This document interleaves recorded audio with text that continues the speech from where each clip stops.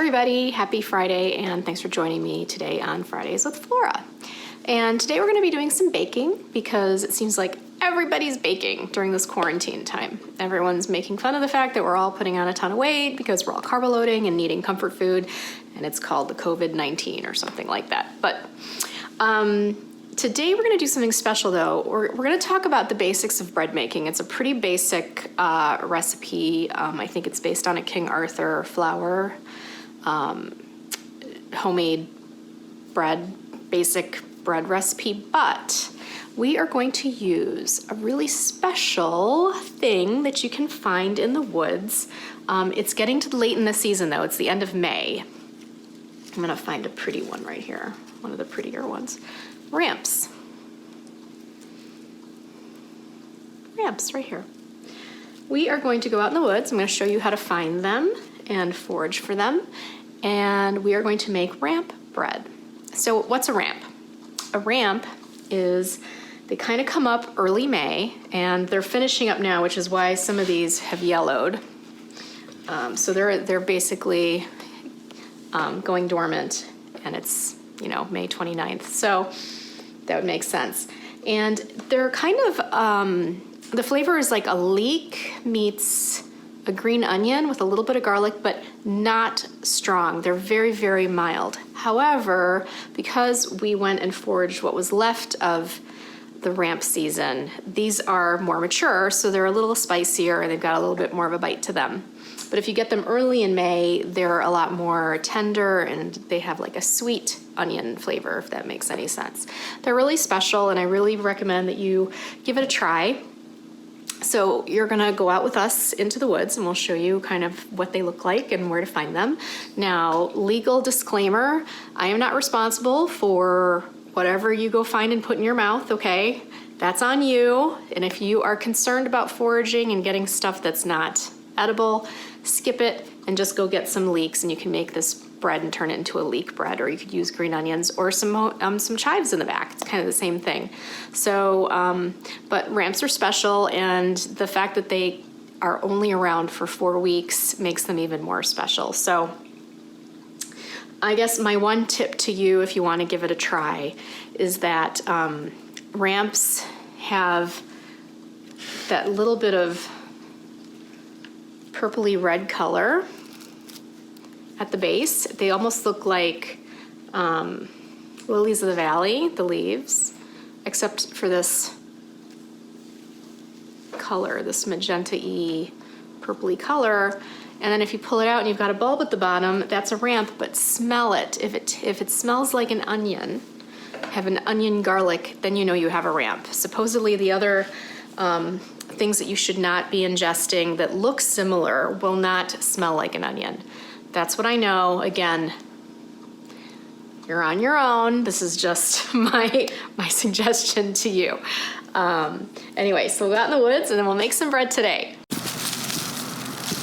There we go. So they kind of look like lilies of the valley, and they smell like onions. And they have a lavender kind of bud. So we're just getting the last of the season. These are usually very green at the beginning of May. So we're gonna get a handful. This is what they're looking like in the woods.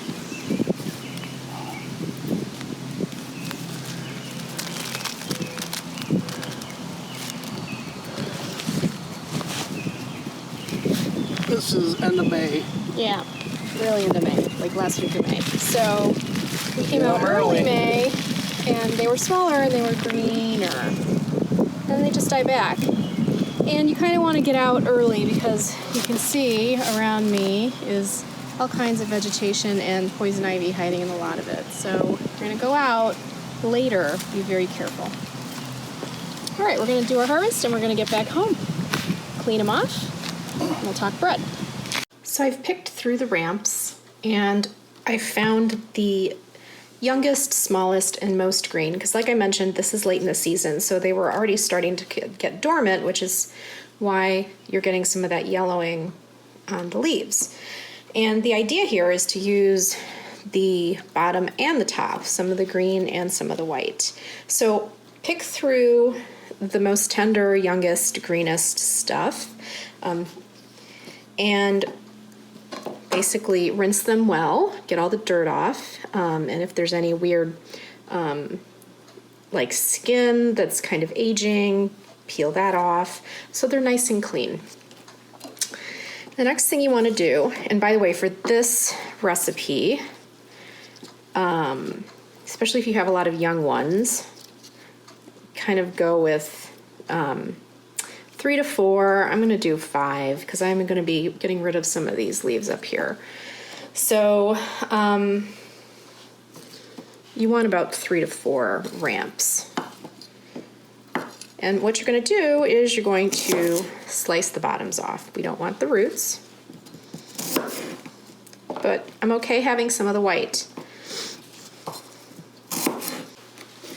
And then on the top, start trimming off kind of the yellow parts.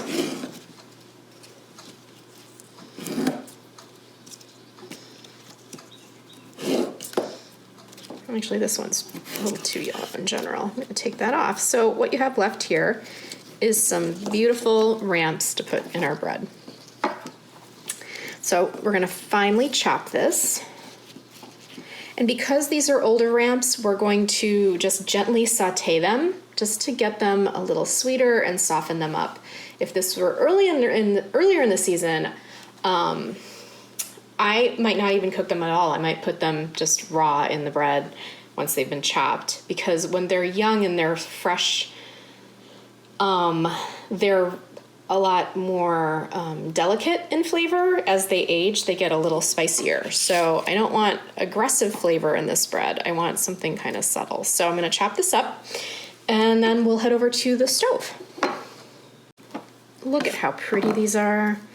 I just love the variation in color in these. It just says spring, you know, with the lavenders and the really pale pinks and the greens. I mean, I just love it. And it just smells so great. It's like that delicate garlicky onion smell with a little bit of floral. It's really cool. So anyway, got this to a fine chop, and I would say this is about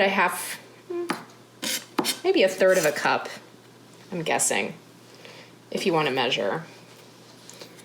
All right, off to the stove. You just want to heat up your butter, and I just have a couple tablespoons. Please excuse my messy stove. My husband was cooking last night, and I didn't get a chance to clean before our little project, so there you go. All right, so 2 tablespoons of butter, not too much, just enough to get these ramps just softened up a little bit. Okay, I'm gonna add our ramps. I'm gonna take the heat down to like a 4, so it's a medium, a lower medium. Just a sprinkling of garlic powder. That was like 1/8 of a teaspoon, just a little bit. A sprinkling of salt, a pinch, and a teaspoon of dried parsley that I'm rubbing in my hand to get the oils and the essence out.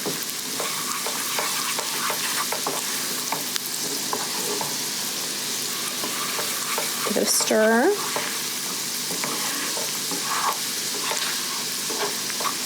And you're only cooking this until the whites get a little soft, which they're almost there. So really this is only 5 minutes at the most. Yeah, I think we're done. So you're just gonna set this aside and cool while we get our bread going. So the basics of bread, super easy. Yeast, water, a little bit of salt, flour. Doesn't get more basic than that. Also, we want to have a little bit of sugar for the yeast to eat, because we have to activate our yeast. Our yeast are living things, and they need energy, and once they have the energy of that sugar, they're going to eat it, and they're going to release gases as well as sugar alcohols. So That's what's going to give us the rise and the crumb that we're looking for in our bread. So you just add, so here we have 2 cups of warm water, not hot, warm. 2 cups tap water, and I'm going to sprinkle in a tablespoon of sugar. I'm also going to sprinkle in a tablespoon of salt.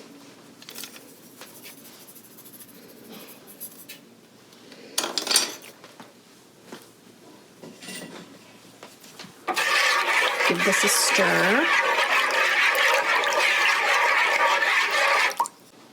And to this, add a tablespoon of yeast.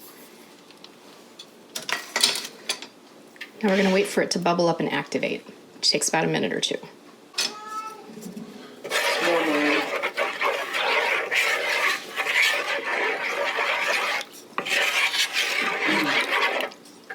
You can give it a stir if you want. So it's been about 5 minutes, and you can see on the top things are foaming and there's some bubbles.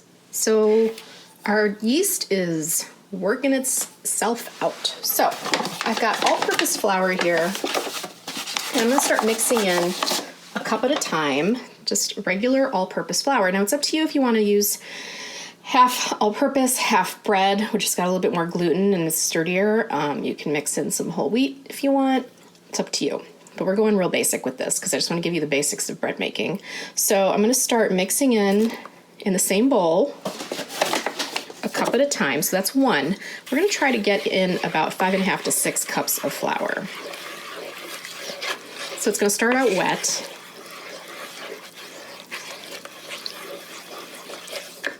That's 1.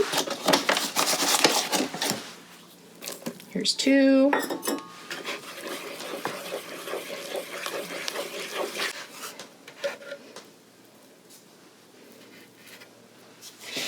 So at 4, it's getting harder to stir, so we're going to turn this onto a floured surface and incorporate the last couple of cups of flour while we're kneading it.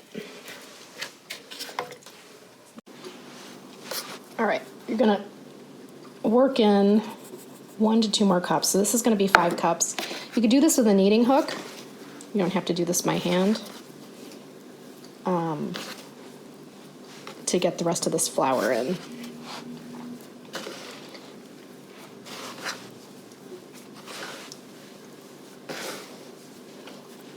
So you just keep folding it in on itself and get the rest of the flour incorporated in. It's going to start feeling a little drier.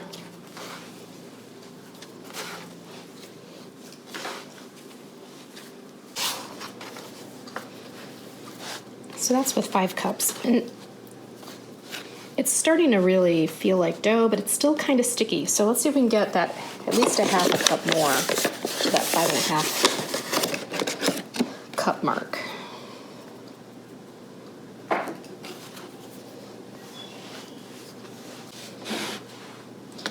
Okay, so that's our 5.5 cups of flour, and it's got a little bit of stickiness, but it's not totally wet. All right, so now it's time to knead it. You want to knead it for about 5 minutes, and the technique is, once you got it in a ball, like so, you kind of take an edge, fold it on itself, and then use your heel to push out, like that. Fold over, use your heel, push out, and you can kind of give it a half turn. Push out, turn, fold in, push out, like so.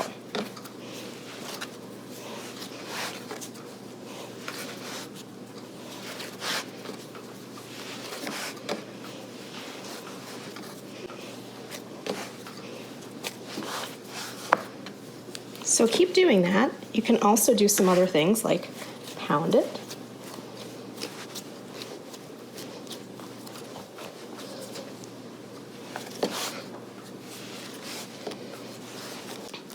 So this is good.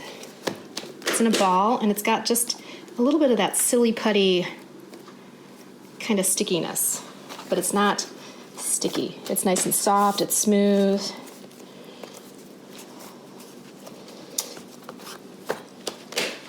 So now we're gonna let it rest. And this is what you're gonna do.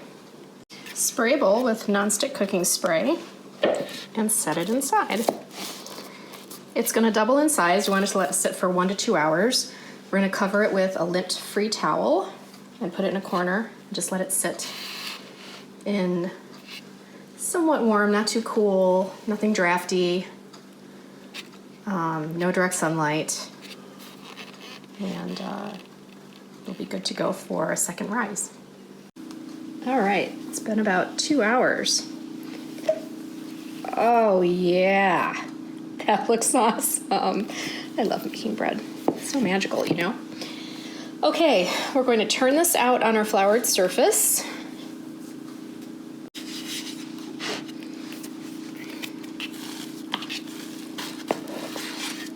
Oh, beautiful. Absolutely beautiful. So, what you're going to want to do is punch this down. And at this point, we're going to mix in our leeks. So what I did after we made our leeks earlier, I didn't want them sitting out at room temperature while we waited for our bread, so I put it in the fridge. So I'm gonna just heat it up a little bit, get the chill out, and then we're going to knead this lightly one more time and shape it with the leeks. And I add it now versus earlier because you have to aggressively knead this bread to have it come together, and I don't necessarily want to knead it and smush up all these ramps in the first go. You know what I mean? So kind of fold it on itself, and what we're doing is we're just going to give it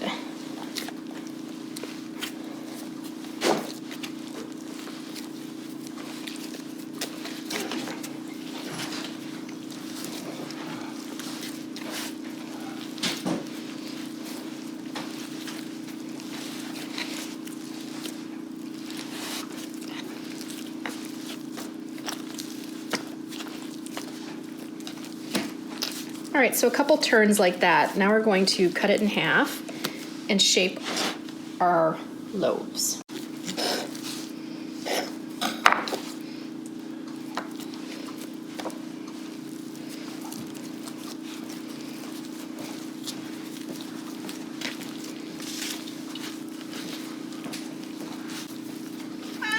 Okay.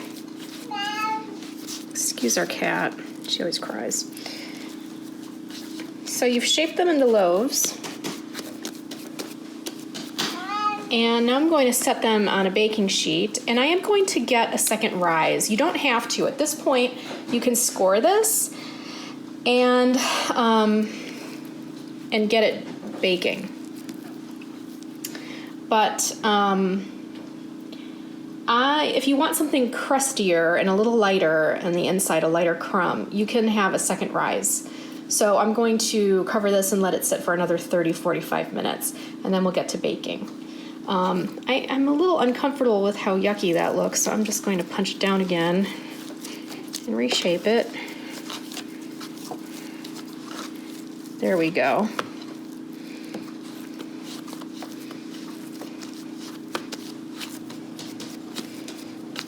There, that looks better. Okay, let me get a baking sheet. All right, this isn't the baking sheet I'm going to be baking this on. So this is just some place to just set them, and I've got my lint-free towel again that I'm just going to lightly cover and put in that same corner. We'll check in on it in 30 to 45. Okay, it's 15 minutes to showtime. So my loaves are resting and rising, and now I've got a tea kettle going. And I'm boiling water. And nearby I have a baking sheet. Sorry, it's not a sheet, duh. It's a baking pan, aluminum baking pan. And I just need it deep enough to keep about an inch of hot boiling water. And I'm gonna be setting this at the bottom of the oven. So the other thing you wanna do is start organizing your racks. You want your bottom free, and you want a middle rack to bake your bread, and then the other racks you can even pull out or just keep up top out of your way. So with 15 minutes to go, you kind of want to get this all figured out and get your hot water going. All right, 15 minutes to showtime. Okay, so before the action starts, I want to talk baking, because once things happen, it's going to happen fast. So there are a couple ways you can bake your bread, depending on how you like your bread. So we are going to cook it hot and fast, because I like crusty bread. So to have a lighter, crustier bread, what you do is you put that hot water at the bottom of your oven, and then you put your baking stone and or a baking sheet, you could do that too, on your rack that you're gonna bake your bread. And you kick up the oven to 500. And basically what you're doing is you're preheating everything and you're getting the steam going. And 500 is super hot. So what you do is you put your bread in.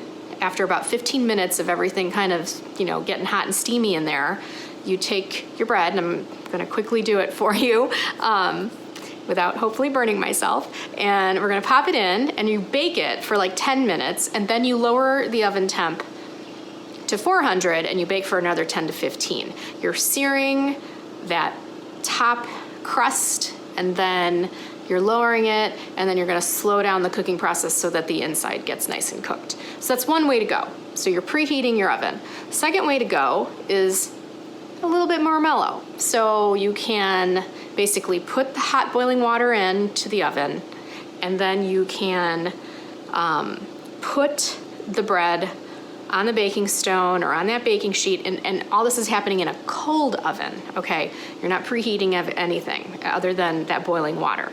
And then you turn on the oven to 400, and it bakes a little slower for about 30 to 35 minutes at 400 until things are crusty and golden brown. And if you tap on it, there's like a hollow tap to it, and that's how you know that it's done. So that's another way to go. You'll have good bread either way. It's just the hotter, faster route gives you kind of a lighter crumb and a crustier crust. So that's what we're gonna try to do today. That's the approach we're doing. That's why I wanted to explain this to you, because when things start happening, you might miss something, I might miss something, because things are hot and I don't wanna burn myself, and dealing with hot water and all kinds of crazy stuff. So anyway, it's almost time. My alarm is about to go off, so we'll have some fun. Okay, so this oven is at 500. I've got my baking sheet, and I've got the hot water, and you can see the steam coming up, and it's right at the bottom. This is going to preheat at 500 for 15 minutes. Okay, so we got our second rise, and our oven is now, it's gotten up to 500, and now I'm getting it nice and hot at that 500 temperature for about 10-15 minutes. What we're gonna do is we're going to score our bread. You need the vent holes. I'm going diagonally. And then you're going to, I've got some ice water here. And you're just going to brush the tops with some ice water.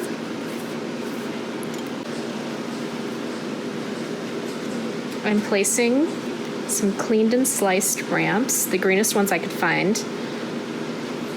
Just going to hit it with water again.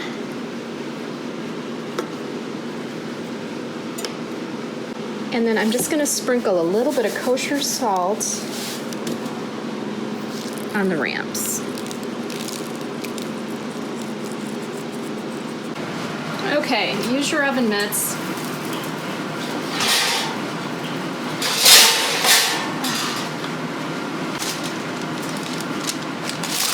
And there we go. And they're gonna go at this temperature for 10 minutes. And then we're going to take it down. Well, I just pulled these out. Gorgeous. All right, we're gonna put them on a cooling rack. We're gonna let them cool for 30 minutes. And we're gonna taste them.